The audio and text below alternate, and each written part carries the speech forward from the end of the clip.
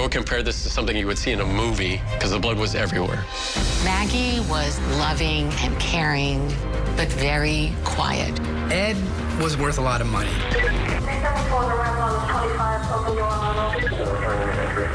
I never seen anything that violent. The whole scene screams rage.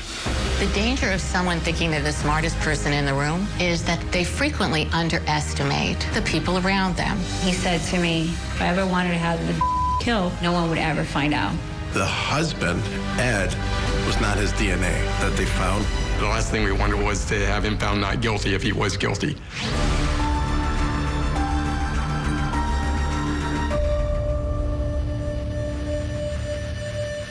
On the night before Halloween 2001, police responded to an alarm at a posh home in Coral Gables, Florida.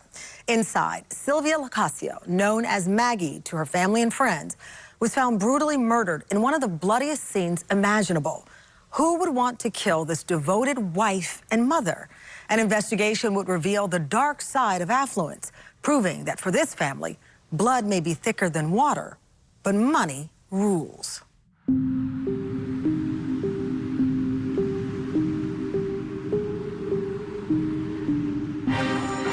Maggie and Ed Locascio were a very well-to-do, wealthy couple that lived in a really nice home in the wealthy enclave of Coral Gables in Miami-Dade County.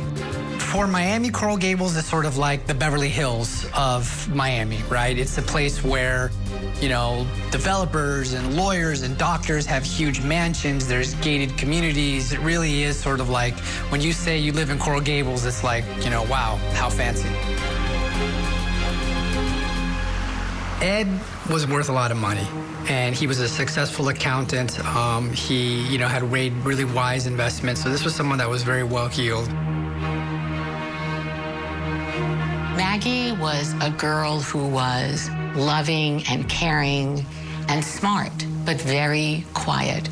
She had been a refugee from Cuba. She had lost her father when she was very young. She came to this country, and she trained to be an accountant. She got married, put her career on the back burner, and raised her son, Eddie Jr. Maggie and Ed lived a life of affluence. They were respected members of the community, but like many people, marriages don't last forever. She suddenly learned that her husband had been cheating on her, and she had the courage and confidence to say, I deserve a better life.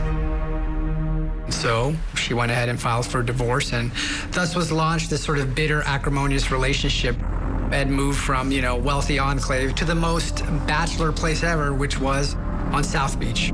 South Beach is where young people go to sort of, you know, have fun and party and live the South Beach lifestyle. He did not go willingly. It was something that was sort of thrust upon him because of his infidelities.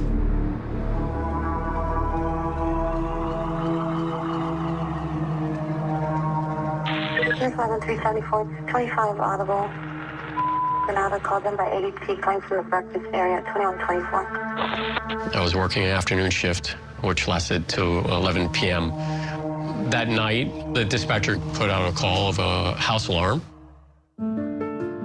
Coral Gables is a pretty affluent area. We get very little violent crime. We average about 1 homicide a year. 99.9% of the alarms you respond to will never be anything. They're just false alarms. But we do have our violent crime every once in a while. We went through the gate, walked up to the front door, didn't see anything unusual. There's no damage to the door. As we're about to get to the garage, we noticed that there's a little door to the house. It's slightly open. I could see inside the house. It was a little dark in there, but it struck me the way that I thought it was a decorative paint on the interior, and there were spots everywhere. 374, the ramp on the 25, open your arm. 320, open your back up. At that point, I didn't realize it was blood, and I began to push further, but began to feel resistance on the back of the door. And at that point, I saw a foot behind the door, toes up, barefoot. And I was able to get my upper body into the room. And that's when I saw Miss Locascio behind the door. She was laying on her back. Her legs were up against the back of the door. She'd been violently attacked. She had a number of visual wounds. I took one look at her. I thought that she was dead. I advised that I needed backup officers.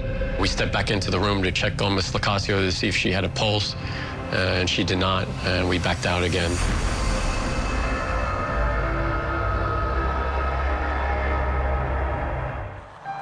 Although it's a wealthy community, Coral Gables, they depended on Miami-Dade to do their death cases. When we first were assigned the homicide case, I was assigned as a lead detective. The Coral Gables Police Department already went into the scene and they saw, the homicide situation there. And we also did a walkthrough. There were bloody footprints, there were bloody fingerprints on the light switches. There was, the whole place was in disarray. Found on the scene was a latex glove. There's an asp, which is it's a metal rod that extends by snapping it forward. It's solid metal. It was actually bent in half and lying there on the scene with her blood on it. I never seen anything that violent. I would compare this to something you would see in a movie because the blood was everywhere. It was a very violent scene. There was a lot of blood spatter, bloody footprints. I noticed on the bottom of her feet there was blood, so most likely she's walking around in her own blood. She had been beaten on the head with some hard object consistent with that metal baton. There were 6 stab wounds on her chest, neck, and the abdomen. She's even got some incised wounds in her hands. What she's doing, she's defending herself, but she's so desperate that whoever's attacking her, she's actually going to grab the knife blade, and it goes back and forth in between her fingers. The whole place was in disarray. I was still on the scene. I was on the scene processing it with our crime scene investigators for over 25 hours. On her shirt, actually, you can visualize 3 bloody sneaker footprints. So I know that she had been stomped on at least 3 times. The whole scene screams rage. My gut feeling in a case like this is somebody knows this lady, and somebody's really pissed off. It was a little puzzling to us that the son showed up within a couple, I'd say, minutes of us being there. He came home from college, and he saw all the police cars that were there. And what Eddie Jr. Said to the detectives that my father did this. That was his feeling, that his father did it. With all the trauma that she had, I wanted to look for patterns. For example, what could the police be looking for on the outside if they ever find something? A day or 2 later, a neighbor called and said there was a bag in my backyard, and I thought I should notify the police.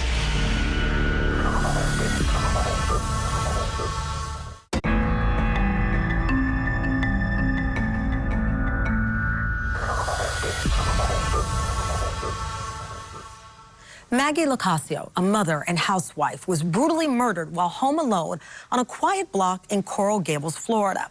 It was a crime so abhorrently violent that to investigators, it looks like a crime of passion. The victim's son, Eddie Jr., immediately points the finger at his father, Ed, who'd been in the middle of a bitter divorce with Maggie. First of all, when you have a homicide case, the person closest to the victim is somebody you always want to keep your eyes on. They may not have done it, but you want to make sure they didn't do it. Eddie Jr. was not somebody who appeared to had the capabilities of even doing this. Even with that thought, we still had to follow up his alibi and where he was and what he was doing. Behind closed doors, this was a very, very dysfunctional family. There was this tension that had been built up for decades. And one of the things that was most striking was that Eddie Jr. didn't call his dad Dad. He just called him Ed. Edward was tough on him because he didn't fit the profile of the son he wanted. His son was, intellectual. He wasn't outgoing. He didn't play sports. And that seemed to cause a big rift between him and his son, and he actually treated Eddie Jr. pretty badly. Ed Sr. clearly did not cherish the privilege and responsibility of being a father. He didn't just delegate the privilege to his wife, but he wasn't concerned about how his contentious relationship affected his son. I mean, he was someone that really threw his weight around, especially because he was like, you know, the breadwinner, right? He was the one that had all the money, and she was mostly a stay-at-home mother, so he could really sort of hold that over her head. She had been scared enough by his abusive, domineering behavior that she actually got a restraining order against him.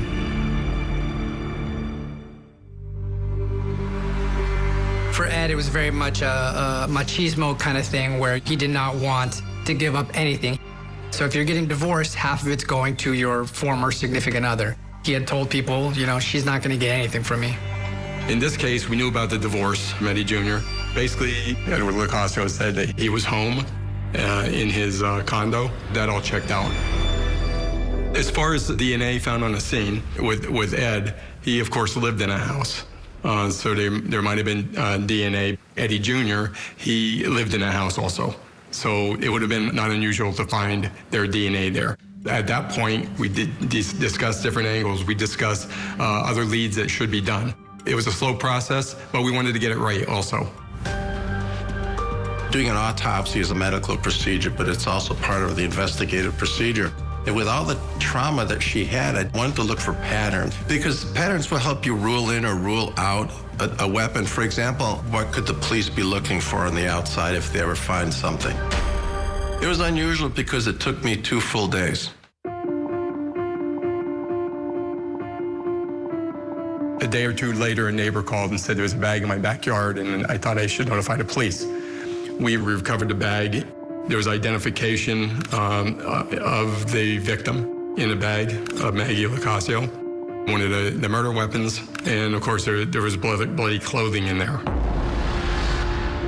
When we canvassed the area and talked to witnesses there, approximately 2 blocks away there was a family, and it was right around Halloween time. And during that time, they ended up seeing a vehicle drive down the street. Drove very slow. At that time, they saw a Coral Gables police officer at that intersection around the area where this, it was a pickup truck where it stopped. One of the officers left the station. He was coming down a side street just north of our location, and he came to a 4-way stop, and coming towards him was a pickup truck, and the truck was approaching him very slowly, and he found it to be very odd. The truck made a U-turn, including going into our yard. And when he made a U-turn, the police officer was responding to an alarm in progress because the house alarm was set off in a house. He left the pickup truck and came to my location. He told me, hey, I just saw this pickup truck 3 blocks north of here. And I immediately blew him off. I go, I don't care. I have this lady here who's just been murdered. I didn't think they had anything to do with each other. We also spoke to another neighbor who was out walking his dog. He saw a figure of a man in the dark, walking to the west, away from the house. So by going around the block, he would have been able to get back to where his pickup truck was.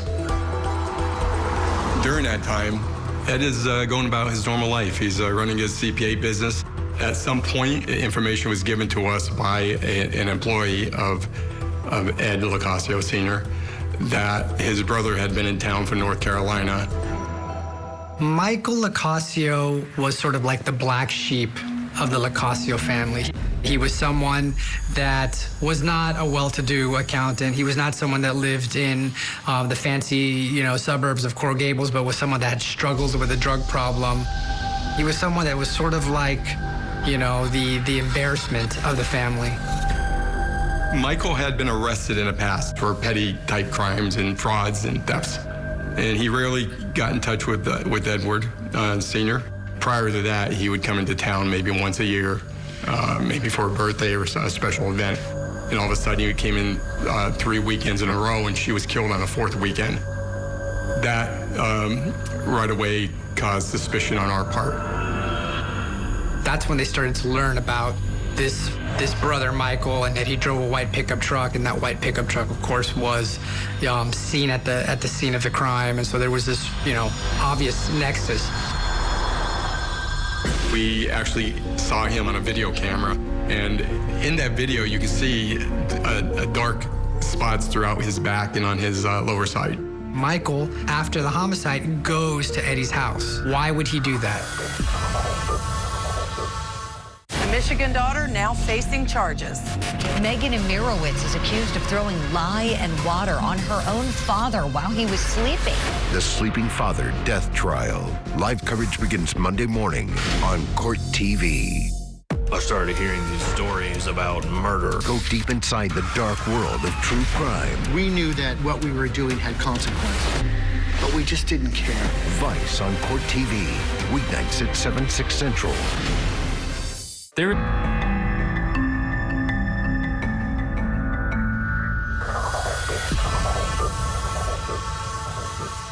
In the killing of Maggie Locascio, investigators learn of a surprising suspect, the victim's brother-in-law, Michael Locascio. They are even more interested to learn that this brother not only has a rap sheet, but owns a white pickup truck like the one seen on the night of the murder. We got on the trail of the pickup truck pretty quickly. We ended up going to North Carolina to talk to Michael Locascio, the brother. And we staked out his house, trying to wait for him to come home. What we found in the truck was interesting because all the seats were taken out, all the carpeting in the truck was taken out, and there were puddles of water inside the truck, which indicated the truck was washed out. So what was important was the DNA from the green bag that was found coming back to Michael Locascio also, and of course the victim's blood. Her DNA was found on the clothing as well as Michael Locascio. After the DNA came back, we got an arrest warrant for him. The evidence was there, and we knew he did it. Michael really was a pitiful figure in this whole terrible story. He was the one who inflicted the fatal blows. He was the one that kicked and stomped and choked and stabbed Maggie. Michael Locascio drove to Coral Gables on the night of the homicide, and he parked his truck about a block away from where Maggie's house was. Through the investigation, we determined that she pulled into her garage. Michael slipped in beside her car before the door closed. She went inside of the house. It looked like she was starting to cook something when Michael confronted her in the house.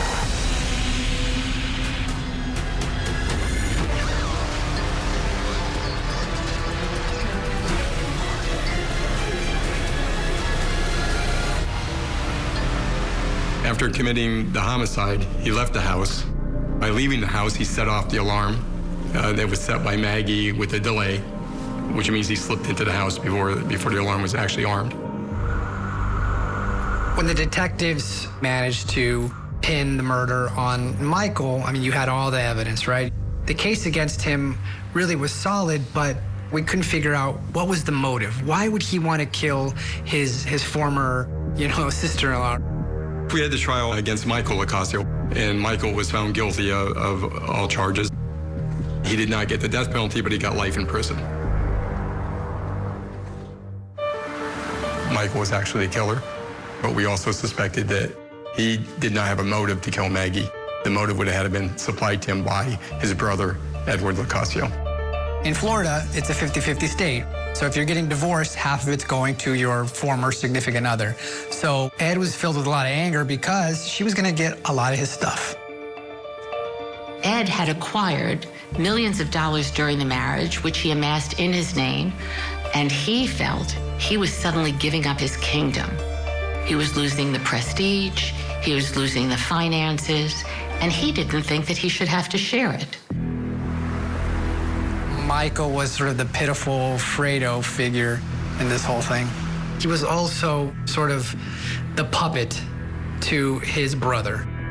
Michael Locascio came there to do his brother a favor, and I'm sure he was going to benefit out of that. Of course, when we proved it was Michael, Edward Locascio said that he was a problem, he was a loser, that sort of person. So it doesn't surprise him he did it, but he didn't take any responsibility for it. So there's a bittersweet sense behind his conviction for Eddie Jr. because he knows that Michael was really manipulated by his father. But proving it in the court of law and securing a conviction, much different thing. When we dealt with Edward Locascio, he was very arrogant. He was very pushy. You know, he was, he acted like he was the smartest person in a room, and he was smarter than everybody else that was involved in this case. The danger of someone thinking they're the smartest person in the room is that they frequently underestimate the people around them. And his secretary ended up outing him that she had overheard him talking with his brother a great deal. She ended up calling another detective that worked with us on a case, and she told him about there's been a couple meetings where his secretary saw them actually meeting with each other in parking lots and talking. They went back and they see, well, for many, many months, these two never talked, right? They were just, you know, sort of had this distant relationship. And then suddenly there's a gazillion phone calls. So we don't know what was said on those phone calls, but it's a pretty reasonable assumption that, hey, they're planning the murder. Now, with tracing the phones, we were able to put Michael Locascio in the vicinity of the victim's home with the cell sites. Then it was also in the area where Edward Locascio lived. We actually saw him on a video camera at the main gate, buzzing the buzzer to get left into the property. And in that video, you can see a dark spots throughout his back and on his lower side. Michael, after the homicide, goes to Eddie's house in South Beach. Why would he do that? Well, it's because he's going there to you know, talk about the conspiracy and say, hey, I did it, let me tell you what happened. When we had enough evidence to charge him, we picked up Ed in his office. He denied being involved in any way, and he was saying things like, who put you up to this? At some point, Ed said, they got nothing, they got nothing. They got nothing on me. You know, and that was pretty important because in addition to everything else, it was almost like an admission. I'd never been exposed to any cases like that. This was a gentleman who was very controlling and didn't want to let go of his money. He was talking on the phone with his brother, and he said to me, if I ever wanted to have the killed, he could have it done and no one would ever find out.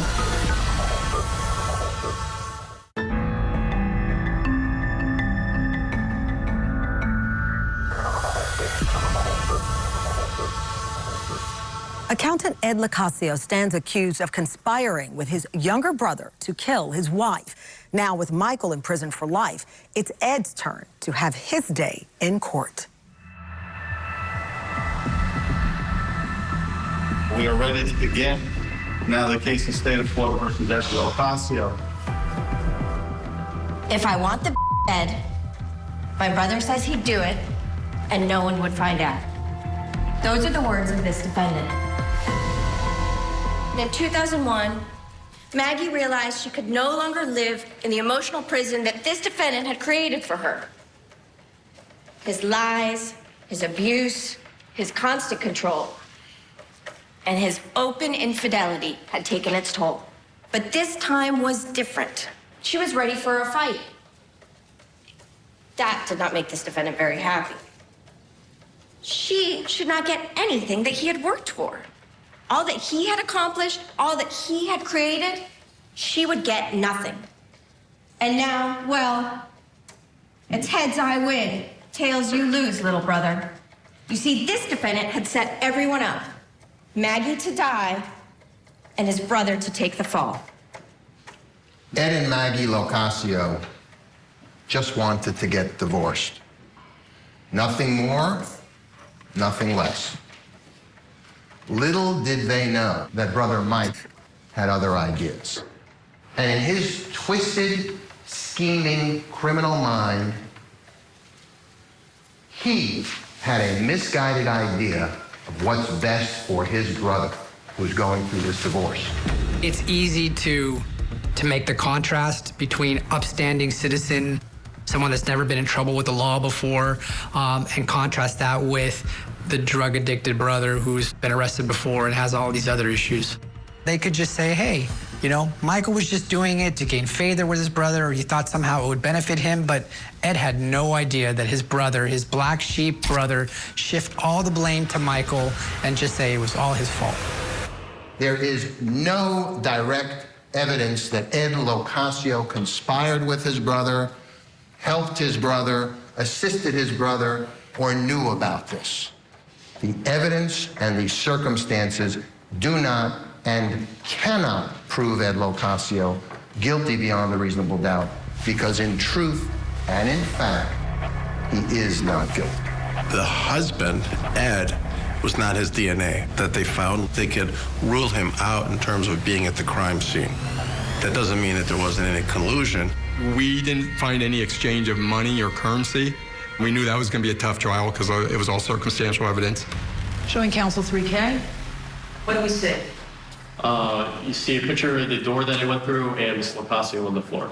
I actually did go into the residence to check on Ms. Locascio to see if she was still alive. And was she?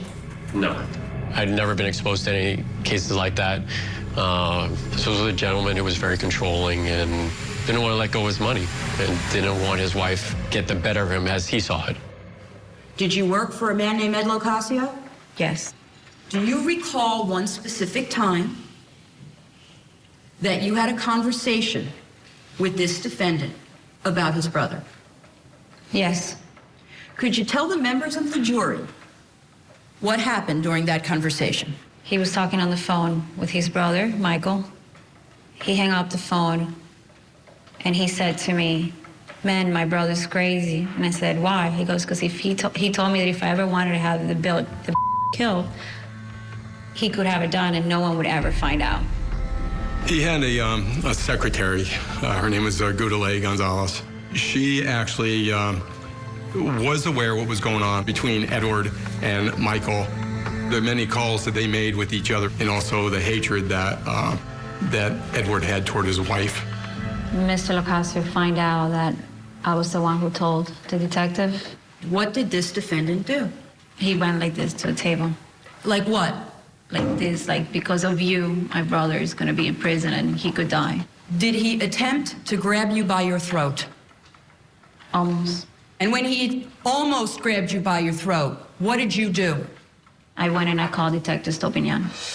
If this was a case that had DNA, that had surveillance footage, that had secretly recorded phone calls or wiretaps of Eddie planning the murder, but we had none of that. So a lot of this was just by really strong inference. So the defense wanted to hit the credibility of the witnesses, including the secretary.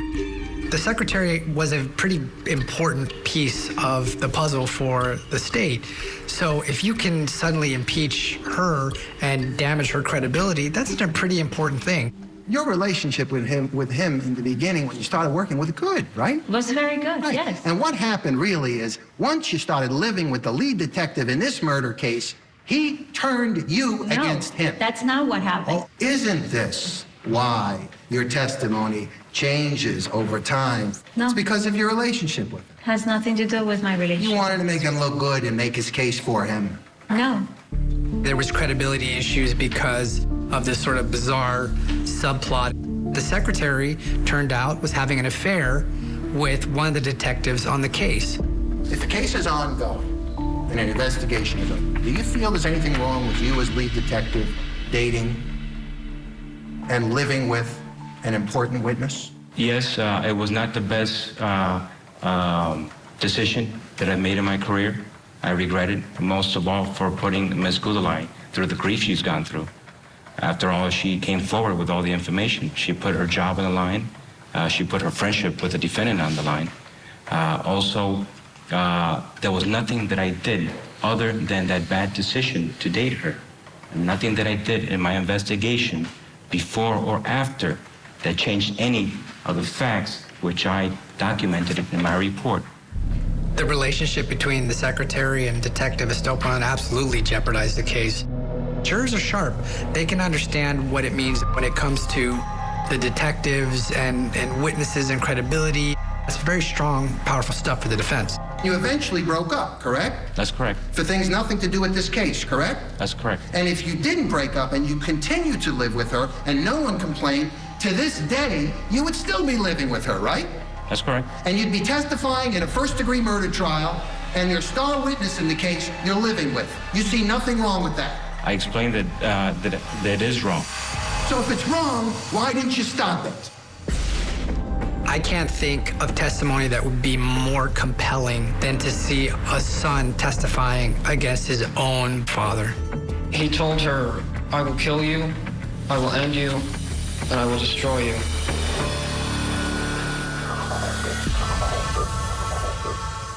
On the next episode of Accomplice to Murder. Tyka Jenkins, she was a master manipulator. She is going to have Melissa go and get dental work under her name and then burn her body. They didn't want it to seem like I was murdered. It was a diabolical plot. 2 defendants in the courtroom, mother and daughter. Seeing a guy who's even afraid to testify against Tyka said a lot. Accomplice to Murder with Vanny Politan. All new episode next Sunday night, 8/7 Central. Only on Court TV. Carvel.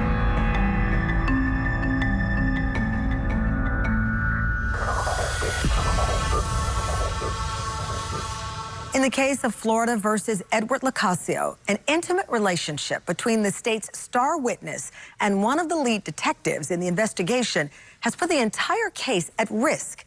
But the prosecution is determined. According to the testimony of people close to Ed, he was truly capable of having his wife Maggie killed. Through the investigation, we determined that Edward was actually dating a young lady, and they had a falling out, they had a big fight. Yo le dije, oh, yo vi a tu esposa la noche que, yo vi a tu hermano la noche que mataron a tu esposa. Oh, I told him, oh, I saw your wife. Well, I told him, I saw your brother the day the night that they kill your wife. And did you say anything about giving the information to the police? ¿Y le dijo usted alguna cosa de dar información a la policía? O si la policía me preguntaba a mí, yo iba a decir que yo vi a su hermano. No, if the police would ask me, I was going to say that I saw his brother. Did you tell this defendant that? ¿Usted le dijo a este acusado eso? Sí. Yes. What did he say? ¿Qué le dijo él? Que si yo llamaba a la policía me podía pasar algo peor de lo que le pasó a su esposa. That if I called the police, something worse than what happened to his wife would happen to me. That in itself wasn't enough evidence, but combined with everything else we had, all mounted for circumstantial evidence to prove a case against him that he was the one behind Maggie being killed and why she was killed. This time the state calls Edward John Locascio. I can't think of testimony that would be more compelling and dramatic than to see a son testifying against his own blood father. And basically saying, yes, this is the man that I believe murdered my mother. Now, during the time prior to your mother's murder, did you see your parents interact? Yes. And did you witness any yelling? Oh, yes. Did you witness any physical unwanted touching? Yes. Tell the members of the jury what you saw. He would grope her her breast and her vagina.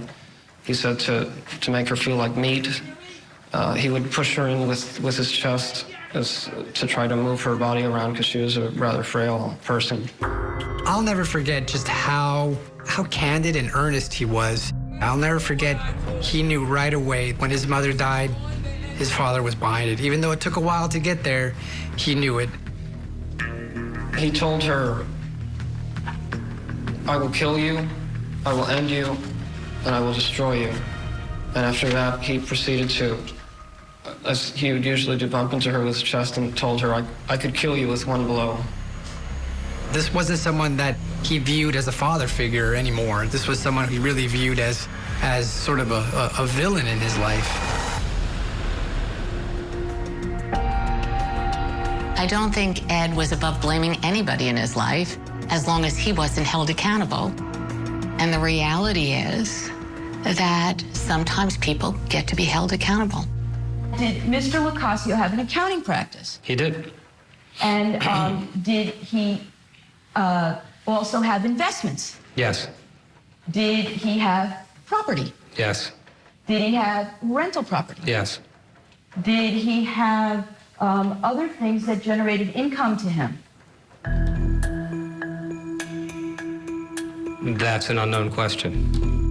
Maggie was an accountant, and she had a master's degree in accounting, and so she knew exactly everything about the assets. She looked at the books, she had studied it, and she knew that Ed was playing games with the finances. These properties, when I say owned, did you come to know whether they were owned by Edward S. Locascio or some other entity? I believe most of them were owned by some other entity, like a corporation that he would have formed for the purpose of owning the property. Maggie was getting ready for the deposition, and Ed, who was a smart accountant, understood he was about to be subjected to a financial colonoscopy. The truth would be exposed. The financial facts, which had been covered through corporate structures, would enable her to get what she felt she deserved. Do you remember what the date of Mrs. Locascio's deposition was scheduled for? I believe it was set for October 31. On October 31st, did Mrs. Locascio's deposition take place? No, Well, why not, Mr. Wynn? because Ms. Locascio was murdered on the 30th. It took several years to eventually charge Edward Locascio. The last thing we wanted was to have him found not guilty if he was guilty. Saying it is easy. Proving it is a whole nother thing. TV.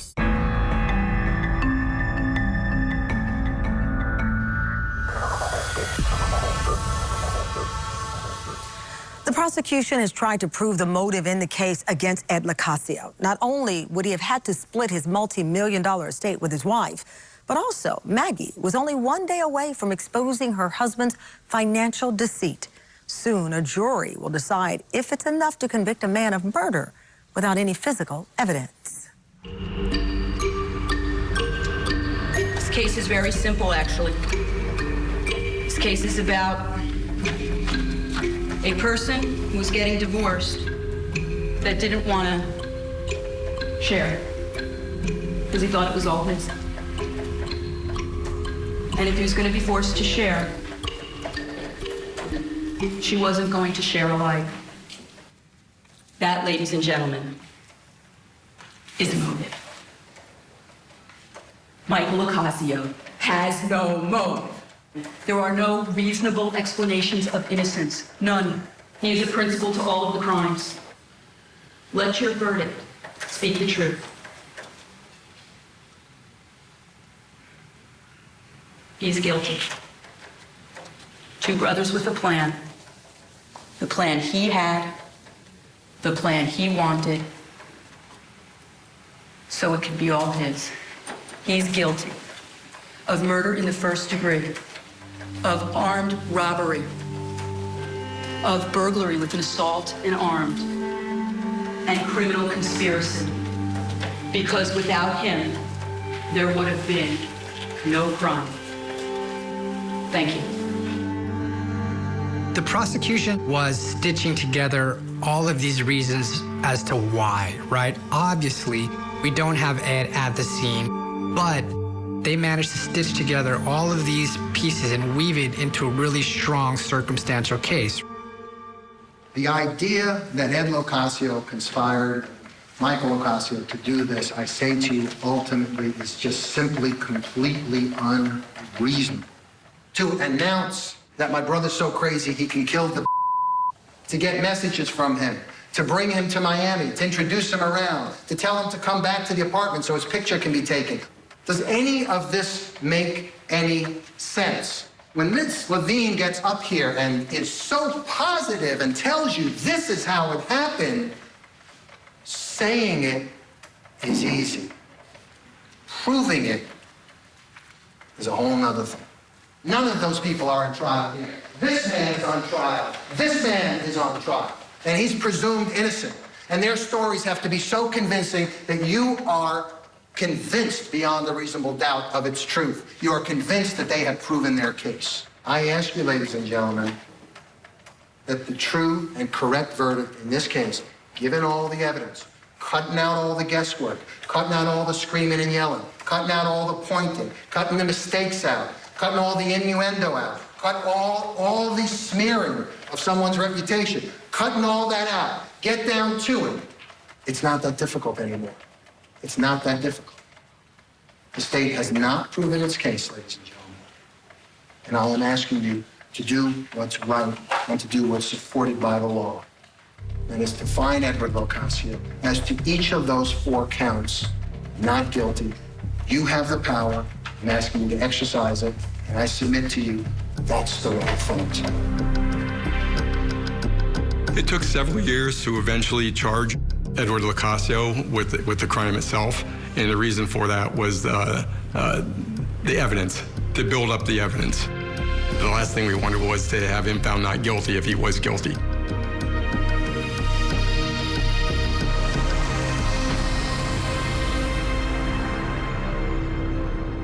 Okay, ladies and gentlemen, I understand you have reached a verdict. Is that correct? We, the jury, find the defendant, Edward Stanton Locascio, as to count 1, first-degree murder, guilty of first-degree murder as charged. Count 2, burglary with an assault or battery while armed, guilty of burglary with an assault while the defendant was armed and in a dwelling. Count 3, robbery, armed, deadly weapon, guilty of robbery with a deadly weapon. And count 4, conspiracy to commit first-degree murder, guilty of conspiracy as charged, so say we all. At the end of the day, it was the only thing that made sense. Okay, so you had the little sideshow with the secretary and the detective, but at the end of the day, you had so many pieces of evidence that built up this circumstantial case. Ed was the only one that had the motive to see his estranged wife murdered. All of these things really did weave together a strong case. There was no other option. As to count 1, murder in the first degree, accepting the recommendation of the jury, I sentence you to life imprisonment without the possibility of parole.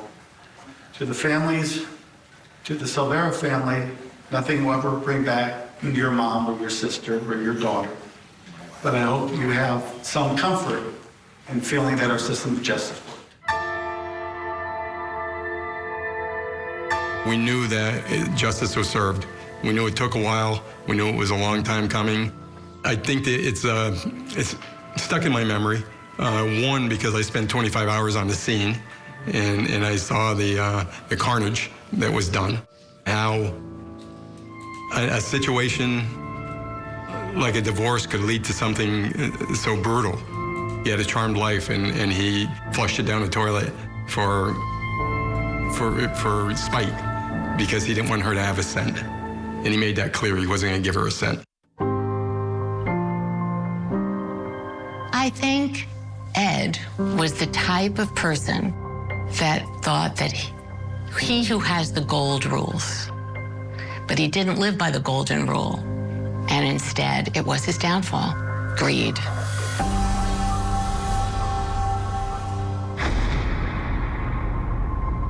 Michael Locascio is currently serving out his life sentence. Eddie Jr. ended up completing medical school and became a doctor. I'm Tamron Hall. Thanks for watching Someone They Knew.